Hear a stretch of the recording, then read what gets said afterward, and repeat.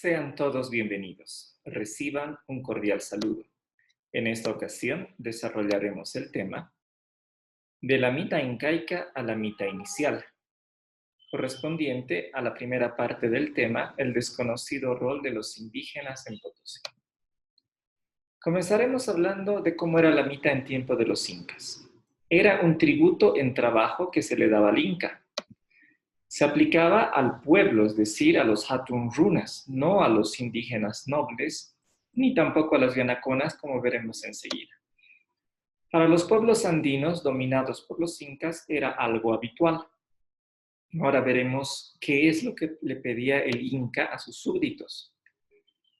Bueno, les pedía mano de obra para la explotación de las minas. También guerreros para las grandes campañas militares. También podía ser mano de obra para trabajos agrícolas, como por ejemplo, creación de andenes de cultivo. También mano de obra para la construcción de caminos o puentes. Y en realidad no había una exigencia uniforme, sino era de acuerdo a lo que el Inca pidiera. Bien, en todo caso, también el Inca tendría que dar una retribución a la nación de la cual había salido esta mano de obra. Bien. Pasemos ahora a hablar de los yanaconas.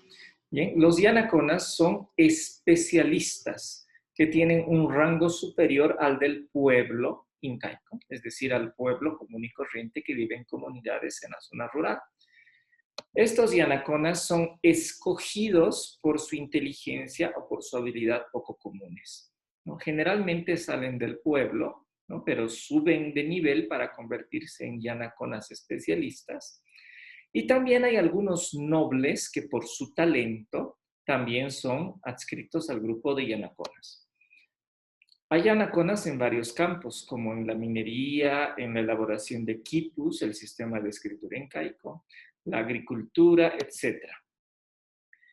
Durante el Incario, estos yanaconas no pertenecían a una comunidad, pero sí trabajaban para un señor concreto.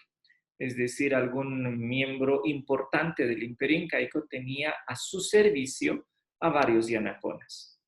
Y cuando llegan los españoles, estos yanaconas pasan a su servicio, ¿no? Pasan a depender de los españoles. Bien, vamos a ver ahora algunas leyes españolas junto con algunos datos históricos acerca del grupo de yanaconas para entender mejor su rol dentro de Potosí posterior.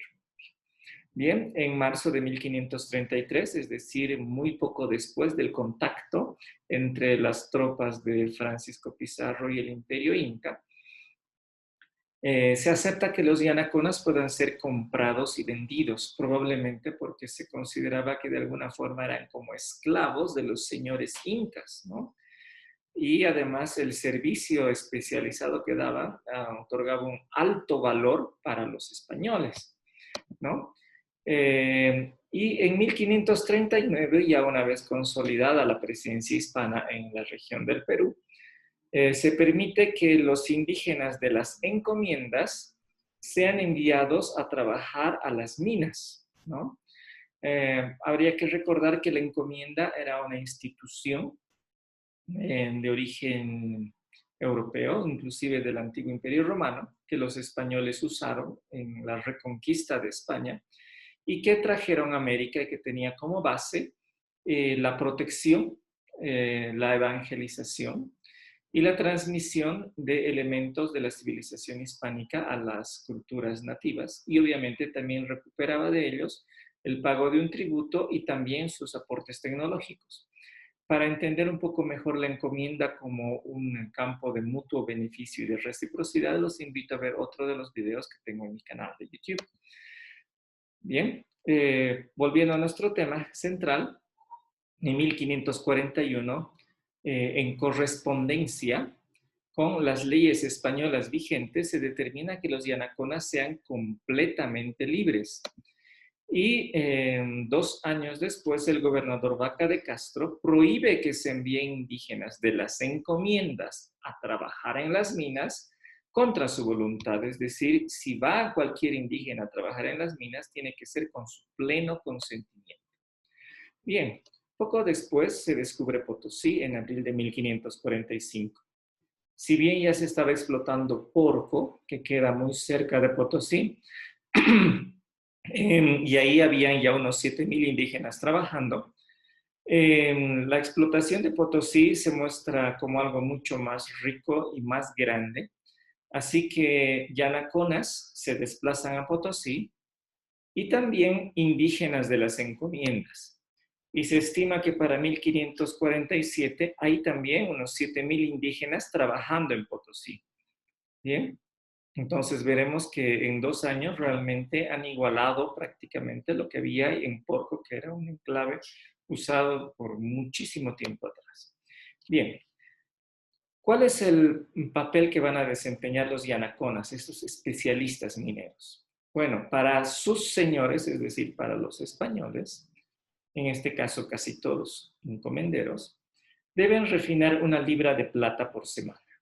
Bien, y el resto es ganancia para ellos mismos. Y parece ser que los yanaconas refinan mucho más que 1 libra de plata por semana. Así que en corto lapso de tiempo llegan a acumular pequeñas fortunas, inclusive de hasta 5,000 pesos, que es una cantidad considerable para la época.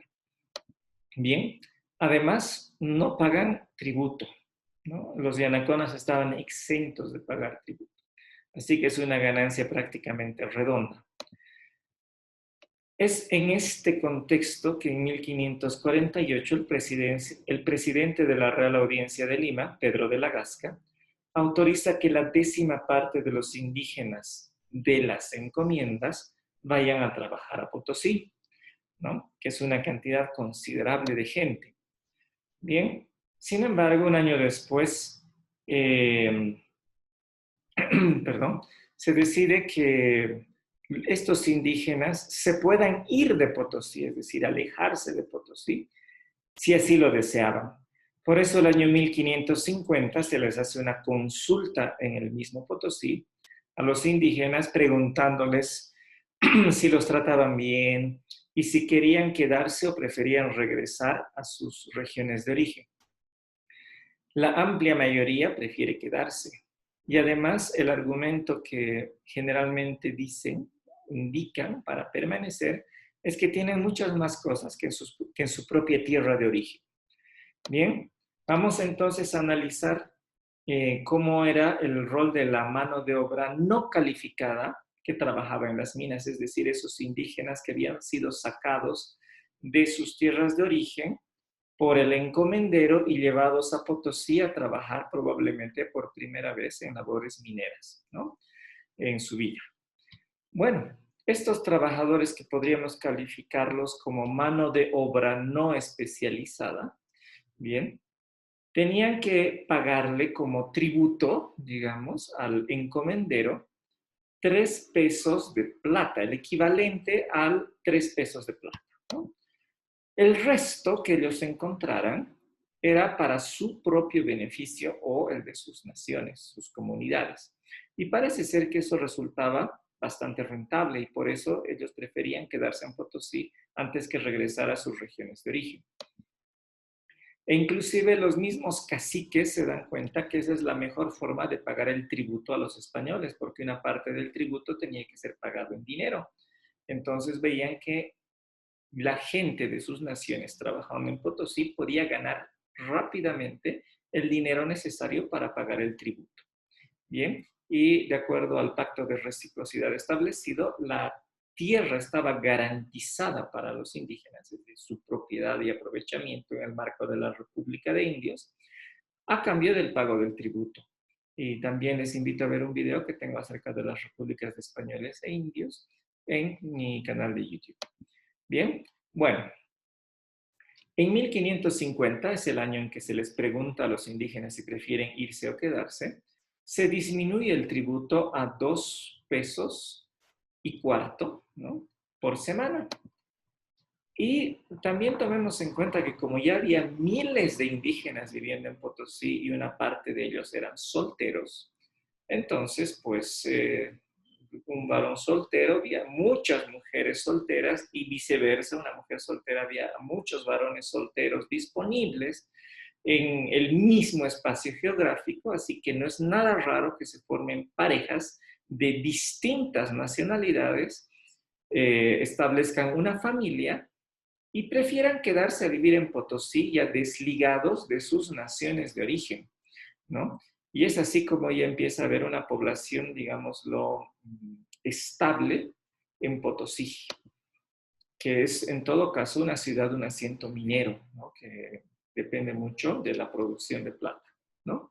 Estos indígenas que forman familias, digámoslo así, interculturales, trabajan como asalariados y para diferenciarse de los indígenas que seguían todavía adscritos a sus naciones y a sus comunidades de origen, toman el nombre de yanaconas. Podríamos llamarlo en este video como los nuevos yanaconas, que se diferencian de los tradicionales yanaconas del Incario, que estos nuevos yanaconas ya no son mano de obra especializada, o sea, conocen algo de la minería, las labores básicas, por eso pueden trabajar como asalariados, pero no alcanzan el nivel de conocimiento súper especializado que tenían los yanaconas originales incaios.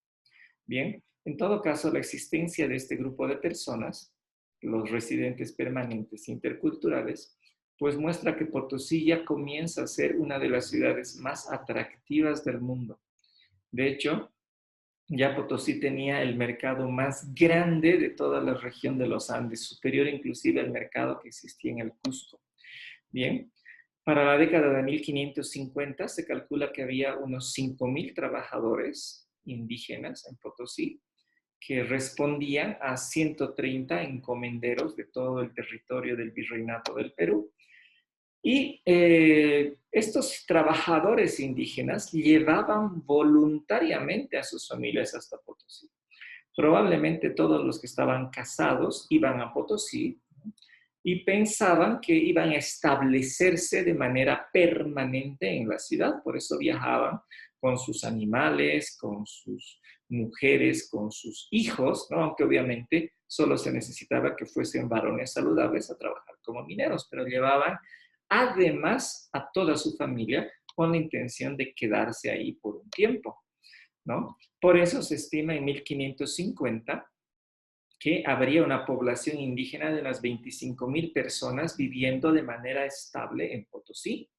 Bien, ¿por qué motivo? Desde mi punto de vista es que los indígenas concebían a Potosí como un nuevo enclave de ocupación, un piso ecológico nuevo, ¿no? Y hay que recordar que en los tiempos prehispánicos, las naciones indígenas tenían enclaves en distintos lugares a su zona principal de ocupación, donde familias eran enviadas por temporadas a establecerse de una manera permanente e intercambiaban los beneficios que obtenían esas regiones, distribuyéndolos al resto de su pueblo. Y entonces, Potosí en este sentido es un piso ecológico más, donde tienen que irse familias a establecer de forma permanente y estable como nosotros enclaves que se tenían. Bien, bueno, les agradezco su atención en este primer video sobre la situación de los indígenas en Potosí. Les invito a ver los próximos videos donde vamos a entrar en detalle ya en lo que es la mita minera, con mucho más riqueza de datos y para conocer en profundidad. También les invito a visitar mi portal académico donde pueden encontrar varios trabajos ya publicados y termino mostrándoles las fuentes de donde se ha obtenido la información para este video. Muchas gracias por su atención.